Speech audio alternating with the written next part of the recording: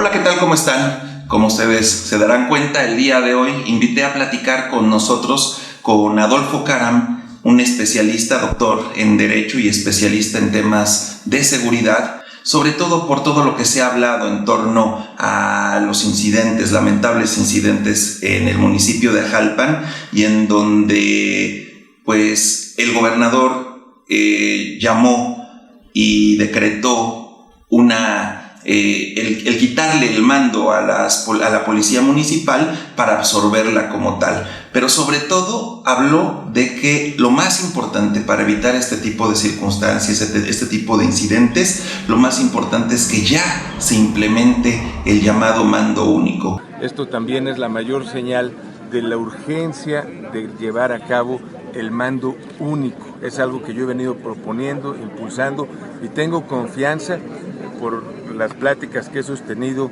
con legisladores de diferentes partidos políticos, que este año va a salir la reforma al mando único. Evidentemente habrá cambios. Y al respecto, bueno, pues Adolfo Caram es autor de un par de libros en donde el tema central son las policías en México, y entre otros temas aborda con conocimiento en la materia el tema del mando único. Adolfo, ¿cómo estás? ¿Qué tal? Buenos días a todo tu auditorio. Pues qué bueno que estés con nosotros, y la pregunta que yo te haría, por supuesto importante, es ¿qué es a grosso modo el mando único? Porque mucho se habla de él, pero me parece que pocos tienen un concepto real de lo que el presidente Calderón en su momento quiso instaurar en México.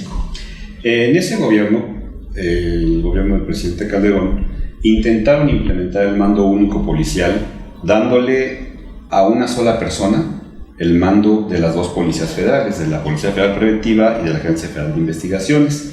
Situación que obviamente fracasó, no funcionó, y posteriormente intentaron en una segunda acción tratar de eliminar a las policías municipales, que desapareciera la figura de policía municipal, para que hubiera únicamente 32 policías estatales en todo el país bajo el mando del secretario de Seguridad Pública Federal. Situación que tampoco pudo prosperar. La concepción del mando único ha sido desafortunadamente no bien aterrizada, no bien entendida. En muchas instancias de gobierno hablan del mando único, pero no se ha podido aterrizar qué es esta concepción. El mando único no es que recaiga ese mando en una persona, no es poner a un jefe máximo de todas las policías que existan en un estado o en el país. Que así lo entendemos todos. Eso aparentemente es lo que dice el texto mando único. Pero no, el mando único viene siendo una estrategia operativa de trabajo policial. El mando único debe de ser una coordinación estatal o nacional, previos estudios delictivos sobre los principales delitos que más afectan a la ciudadanía en las diferentes zonas del municipio, del estado o del país, y crear, con base en estudios delincuenciales de cómo combatir ese tipo de crímenes, ese tipo de delitos, una coordinación operativa de los municipales, los estatales y los federales, dedicados con una estrategia definida a combatir frontalmente los delitos que estén afectando. El 90% de los delitos que afectan a los mexicanos, a los poblanos, en todo el país, es el delito del orden común, el robo, el asalto. Ahora, Adolfo, yo te hago la pregunta que me parece que es la pregunta del millón, porque en medio de todo esto que estamos viendo hay somos noticia en el mundo entero. Nos vemos en México con un hecho verdaderamente atroz. 2 hombres fueron linchados y quemados por una turba enardecida en el estado de Puebla. Todo esto al confundirlos con secuestradores. Las autoridades fueron superadas por la ira de los pobladores. En este momento dices Puebla en cualquier parte del mundo y lo primero que viene a la mente pues son un par de cuerpos incendiándose en una plaza pública y un grupo de bárbaros, porque no se puede decir de otra manera, pues enardecidos en medio de todo esto. Entonces la pregunta es, ¿quién falló? ¿Quién es el culpable de todo esto que sucedió? ¿Es el presidente municipal? ¿Es el gobierno del estado?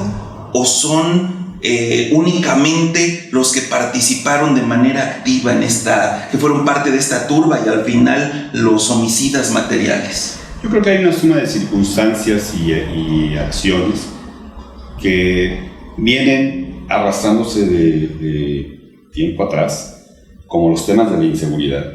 La población no puede ser una población delincuencial que se dediquen a linchar gente. La población reacciona porque la ausencia de seguridad pública, que los asaltan, que los secuestran, que les secuestran a los niños, que los privan de la libertad, todo ese tipo de acciones que no han sido debidamente atendidas y combatidas por los órganos correspondientes tanto del Estado como del mismo municipio y como de la Federación también. Entonces, esa suma de acciones hace que la población se vuelva autodefensiva. Y entonces, ante situaciones como esta, donde ven gente rara que no había sido vista en la zona porque no pertenecen a su comunidad, inmediatamente les entra la sospecha de que vienen a cometer algún ilícito. Y eso provoca que se enardezca toda la ciudadanía de que deben de estar fastidiados de tantos actos delictivos, los que han sido víctimas, no nada más en esa población, todas las poblaciones del Estado.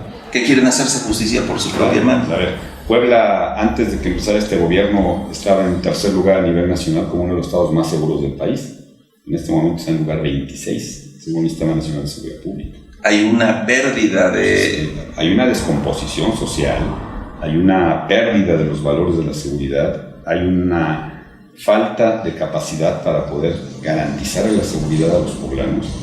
Y pues la gente se autodefiende. Tú que has tomado cursos en materia criminalística, ¿cómo se va transformando la turba? Es decir, ¿qué va pasando por la mente de esa gente conforme va? ¿Cómo es que se va perdiendo el control? La gente que más ha sido víctima de este tipo de ilícitos trae un rencor social, trae un rencor contra los delincuentes que los han agredido a ellos, a sus familias, seres conocidos o queridos. Y ese rencor que vienen guardando, en el momento en que encuentran algún probable responsable, vuelcan todo ese... Y te ciegas, ya no escuchas nada. Ya es irracional, ya el tema es irracional. Y cuando esa irracionalidad cunde y se riega en un grupo violento o violentado por una circunstancia, que dicen, otra vez vienen a robarse a los niños o vienen a secuestrar gente. Entonces la gente dice, ya estamos... Y lo que menos quieres es que a esos presuntos delincuentes, ellos suponían que eran, lo que menos quieres es que se los lleve la autoridad porque sabes que no va a pasar nada. No va a pasar nada, exactamente. Entonces es el motivo por el que reaccionan de esa manera. Porque es una suma de factores donde sí es importante implementar el mando único si lo lograran entender y aterrizar bajo la premisa de que sí funcione, porque yo he escuchado en diferentes estados y en diferentes momentos que se va a implementar. Es más, aquí en Puebla yo escuché hace un par de años que el anterior secretario de Seguridad Pública había implementado el mando único, pero su concepción fue implementar el mando único nombrando él a los jefes de policía de los municipios afines a su gobierno. Entonces, es decir, yo tengo control de todo y yo soy el mandamás, pero sí, pierdes la coordinación. Claro, y finalmente mandas gente que no conoce las comunidades, que no conoce los lugares, y pues en lugar de ser un beneficio, se vuelve un lastre.